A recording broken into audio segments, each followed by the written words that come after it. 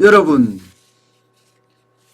어음 부도율이 여러분 역대 최저치입니다. 이야, 진짜 엄청납니다. 작년에 0.06%를 기록했습니다. 어음 부도율이라는 게 내가 어음을 받아서 이것을 실제로 돈으로 환산하는, 그거를 말하잖아요. 환산이 안 될 경우, 제가 3개월 어음을 받든 6개월 어음을 받든 그 어음을 돈으로 바꿀 수 있다면 이거는 부도가 아닌 거죠. 돈으로 못 바꾸면 부도잖아요. 이렇게 부도가 나는 비율이요 0.06%면 야, 엄청나다는 거예요. 역대 최저. 지금 기업들 쫙쫙 빵빵 돌아간다, 이렇게 해석할 수 있는 거죠. 왜냐하면 어음 부도율이 이만큼 떨어지니까 말입니다. 가게도 잘 돌아가고 기업도 잘 돌아간다는 의미예요. 2017년 0.15였습니다. 이때는 부도율이 굉장히 컸죠. 그런데 문재인 정부 들어와서는 0.13, 0.08, 0.06 이렇게까지 어음 부도율이 쭉 떨어졌습니다. 실제로 문재인 정부 들어와서 경제가 이만큼 좋아졌나요? 기업이 이만큼 좋아졌나요? 그래서 이렇게 어음 부도율이 떨어진 건가요? 이게 아니라는 게 문제죠. 이게 아니라는, 이것도 착시라는 거예요. 그러니까 경제 모든 부분에서 지금 착시가 있는 거예요. 저는 이런 거를 정확하게 우리가 깨닫고 있어야 되지, 그렇지 않으면 여러분 망할 때 인정사정 없이 망한다, 이런 생각을 저는 하게 됩니다. 그만큼 지금 이 착시를 어떻게 이해해야 될지를 정확히 깨달아야 된다는 뜻이에요. 여러분, 간단한 지표 한번 볼까요? 간단한 지표. 간단한 지표를 하나 보면요. 이 어음 부도율이 착시라는 것을 금방 느낄 수가 있습니다. 여러분, 지난 4분기입니다. 지난 4분기. 그러니까 2020년 4분기인 거예요. 거기에 사업소득은 5.1% 떨어졌습니다. 5.1%.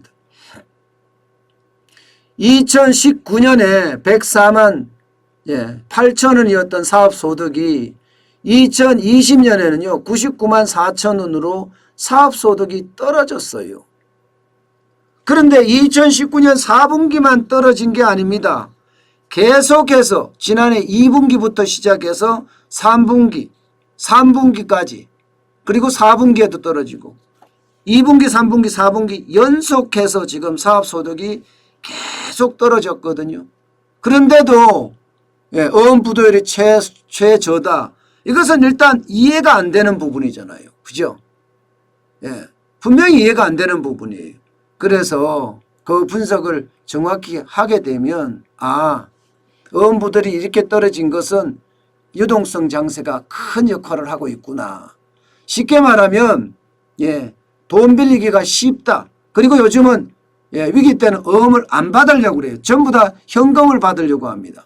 그러다 보니까 어음 부도율도 떨어지고 또 돈을 쉽게 빌려서 신용대출을 받아서 줄 수 있었기 때문에 사업소득이 이렇게 줄어들었는데 5.1%까지 줄어들었는데도 버틸 수가 있었다, 이런 얘기가 되는 겁니다. 사업소득이 줄었다는 것은요 경기가 좋지 않다는 뜻입니다. 분명히 경기가 좋지 않다는 뜻이에요. 실질적으로 근로소득도 줄어들잖아요. 그죠? 근로소득도 줄어들었다는 것은 그 이야기를 그대로 대변하는 겁니다. 기업이 그만큼 어려워졌다는 이야기거든요. 그런데도 불구하고 어음 부도율이 사상 최저라는 것은 바로 유동성 장세 때문에 많은 사람들이 돈을 쉽게 빌려서 갚을 수도 있지만, 있는 것도 있지만, 또 하나 위기 때는 어음을 받지 않으려고 하는 것도 있다, 이렇게 해석할 수 있는 부분이고요.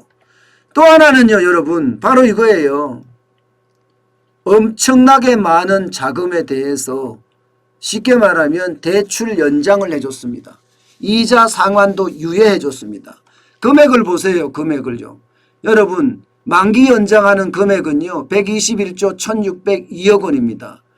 무려 37만 1065건을 대출 만기 연장을 해줬습니다. 대출 만기 연장을 해주니까 어음을 그만큼 발행 안 해도 되겠죠. 여기다가 이자까지 유예를 해줬어요. 이자까지도 전체 금액은요 1637억 원의 이자를 유예해 줬고요. 건수로는 13,219건입니다. 여기다가 원금 상환도 유예해 준 게 9조 317억 원입니다. 이렇게 전체적으로는요 대출 만기 연장과 이자 상환 유예가 130조 3,556억까지 해줄 정도로 엄청나게 연기를 해줬기 때문에 여러분 대출 어음부도율이 그만큼 낮다는 겁니다. 그런데 하반기도 계속 이렇게 될까요?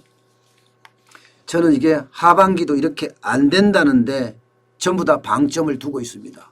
저도 마찬가지고요. 여러분 빅베스란 말을 들어보셨습니까? 빅베스. 이 말은 무슨 말인가 하면요. 누적된 부실을 한꺼번에 털어내는 용어입니다. 그런데 이게 하반기에 바로 누적된 부실이 한꺼번에 털려나가는 것 아니냐 이런 이야기를 하고 있습니다. 누적된 부실이 한꺼번에 털려나간다. 이 말은요. 좀비 기업이나 한계 기업의 퇴출이 엄청나게 일어난다는 의미입니다. 여러분 한국은행이 지금 이자를 못 내는 기업이 얼마나 되느냐 하고 조사를 했더니 작년에가 35.7%였습니다. 35.7%. 이게 대부분 한국은행에서 조사한 거는 외부 감사를 받는 기업들 중에란 뜻입니다. 그런데 올해는요 39.1%까지 올라갈 거다 이렇게까지 예상을 하고 있습니다. 벌어서 이자도 못 내는 기업에게 이제는 옥석 가리기를 한다 그러면 어떻게 되죠? 옥석 가리기를 한다 그러면 지금 현재까지는요 대출 만기 연장을 3월 말로 있던 것을 9월 말까지 연장을 시켰습니다. 그런데 9월 말까지 갔는데 더 이상 연장이 안 된다고 하면 어떻게 될까요? 바로 한계 기업이 줄줄이 퇴출될 거다. 쉽게 말하면 빅베스라는 게 터질 거다. 아마 연말에 빅베스가 터진다, 덮친다는 이야기는 이미 지금 많은 사람들이 하고 있습니다. 지금 많은 사람들이. 그만큼요, 어음부도율이 최저라고 하지만 지금 기업의 실물 경제는 최악이다. 이렇게 이야기하는 겁니다. 실질적으로 지표를 보면 소득이 줄어드는 게 보이고요. 또 이자를 못 내는 기업이 점점 늘어나는 게 눈에 보입니다. 이렇게 됐을 때는 여러분 중소기업들, 상장기업들 줄폐업도 가능하다는 이야기예요. 여러분 코스닥에 상장한 기업들 1200개 좀 넘잖아요. 그중에 말입니다. 거의 45%가 넘게 벌어서 이자도 못 내는 기업들이 천지라고 합니다. 그렇기 때문에 우리의 실물 경제는요 아직 제자리를 잡아가지 못했습니다.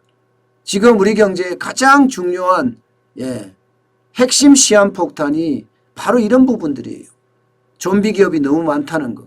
여기에다가 한계 차주가 많다는 것. 가게도 지금 한계 차주가 많거든요. 한계 차주는요 이자도 못 내는 차주가 많다는 거예요. 이것들이 갑자기 동시에 터졌을 때는 여러분 우리가 상상하지 못하는 빅뱅이 터질 겁니다. 그래서 많은 분들이 그런 이야기를 해요. 이대로 가면 언젠간 빅뱅의 위기가 터진다. 한꺼번에 몽창 뻥 하고 터진다. 이런 이야기들을 많이 합니다. 물론 금융당국이나 정부에서는 이게 경착륙이 아니라 연착륙이 되게 만든다고 이야기를 하지만 쉽지는 않습니다. 워낙 금액이 많습니다. 게다가 워낙 사람들이 많습니다. 그래서 이게 결국은 엄청난 핵폭탄이 되지 않을까 그런 두려움마저도 지금 들고 있다. 이렇게 생각이 듭니다.